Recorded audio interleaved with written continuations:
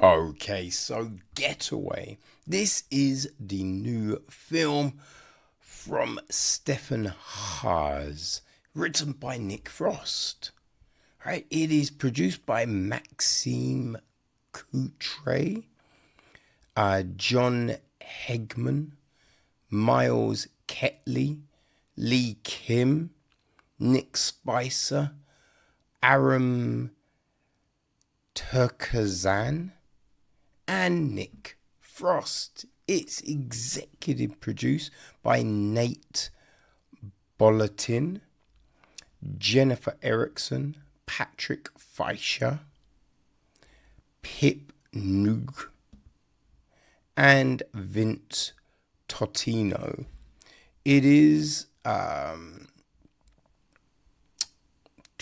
co-produced by Richard Condal,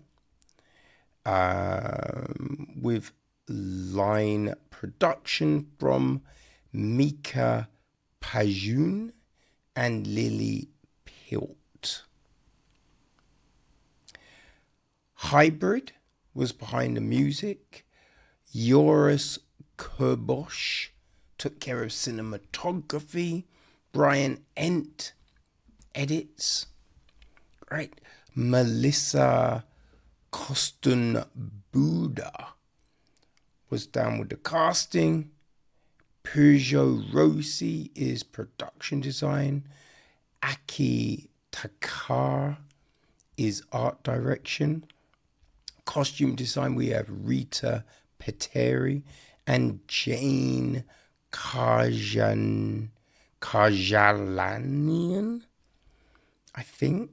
Hair, makeup, prosthetics, we have Jenny Ajimilus, Jess Heath, Hannah Iko, Milana Kaskastari, Mari Pira, Ida Raja Villata, and Titi Valeri.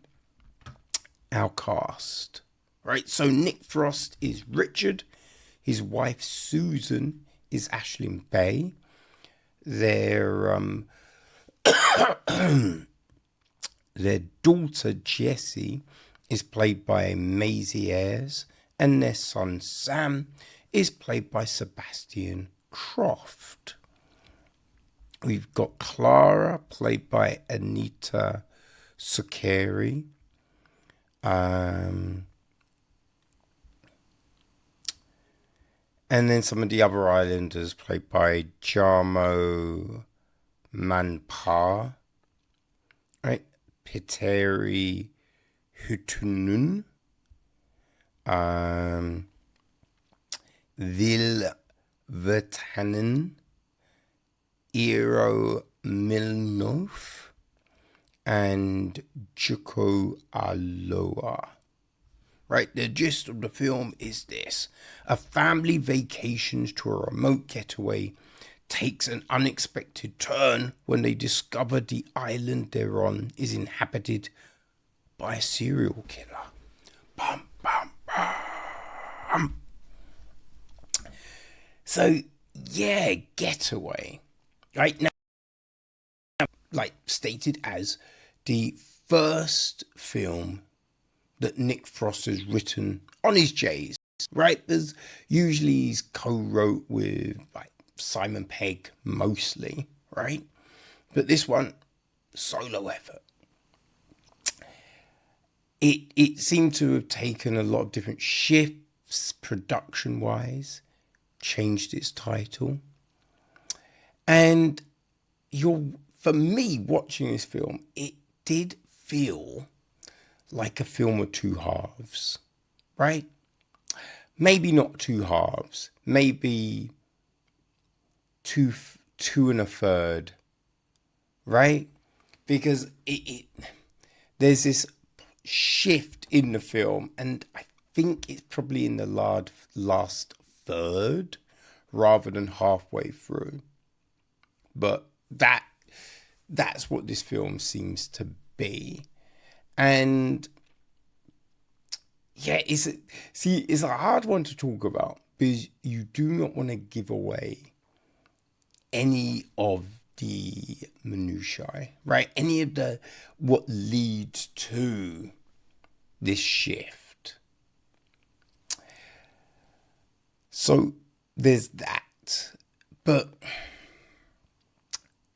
I didn't mind the end of it, right? This shift period I thought wasn't too bad. The lead up to this did feel very frustrating to me. Right, we got this family on vacation and they're going on a trip. I mean, one of the things which is a little irrational, I'll put my hands up, you know, put my hands up and say that, is a little irrational. But you have got Frosty's character, you know, Richard and Susan, and they call each other mummy and daddy. And people, I hate that. I hate that so much, right? When even as a kid and you'd go around someone's house, a friend's house, right? And the parents would be like, oh, mummy, oh, daddy. And it just disgusts me. Don't know why it disgusts me. I hate it, right? I don't even like it when kids call their parents mummy and daddy. Like mum, dad. Mummy, daddy. Hate that. So, yeah, that made me cringe, you know? And I was just like, ugh, every time they said that. But we got this family. They're going on vacation. We got this back and forth between them all. There's arguments, a lot of arguments, right? But where they're going, they are clearly not wanted, right? And it's so overt in everyone being like, fuck off. Why are you coming to our island? Right? Why are you here? And that feels weird, right? Like, why are these people going somewhere where they're clearly not wanted? And it's never addressed, right? So we're watching this film about people going on holiday to a place where they're not, like, if it was kind of like maybe a few people were just like, "Urgh," but everyone else was just like, welcome, but then in secret they're just like, fucking people. I think that would have been better, you know? Then we just got this dynamic between them and they're all arguing and everything like that, which is fine. It kind of gets explained when we hit this last third of the film. But up to this point, it does feel a little weird in places, you know? So we have all of this, and then the people on the island, we do that thing of like bad teeth and, you know, kind of weirdness, which I didn't think we necessarily had to do, you know?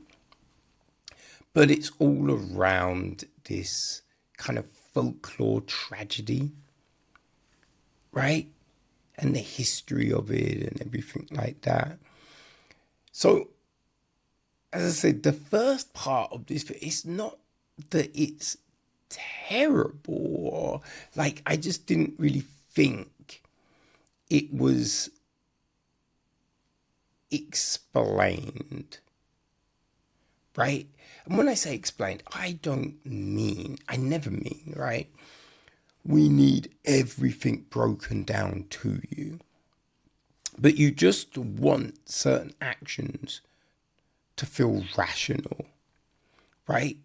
Or there be some like weird reason why.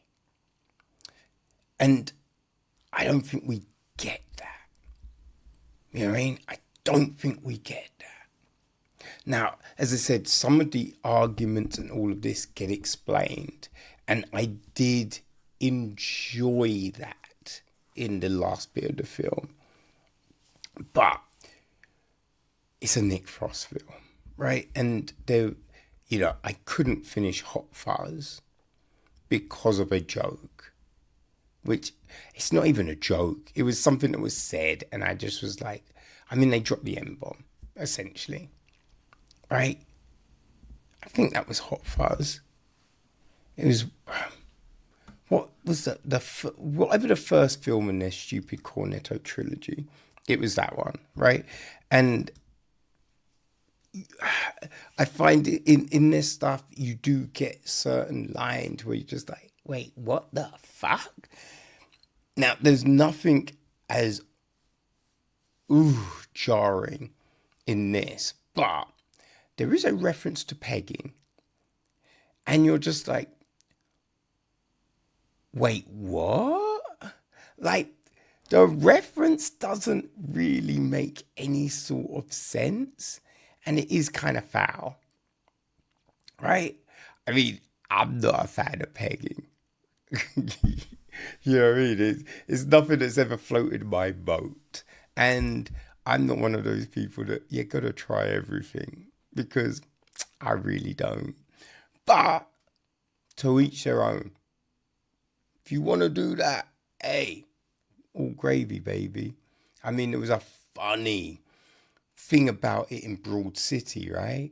But the reference kind of thing in this, it just felt very bizarre, It was like, what?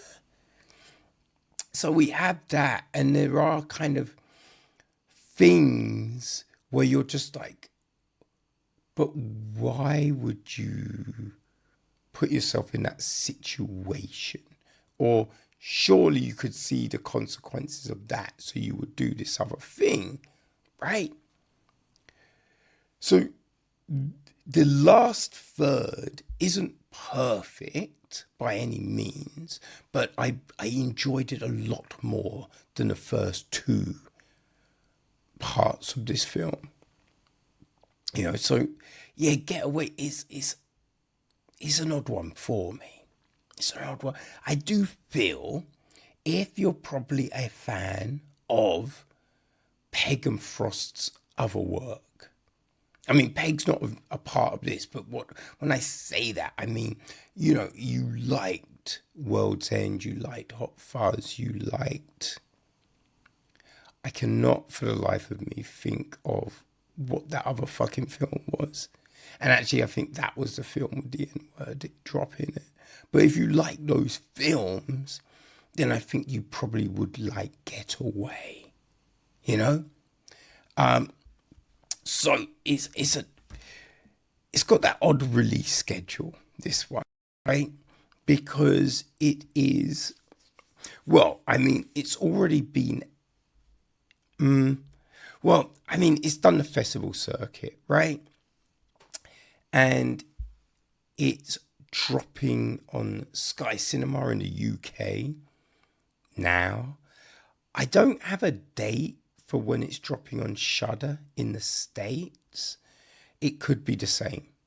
It could be the 10th as well. But once I'm there, the information will be on the website, people. You know what I mean? But yeah, if Getaway sounds like it's your film, Sky Cinema in the UK, Shudder everywhere else. So enjoy.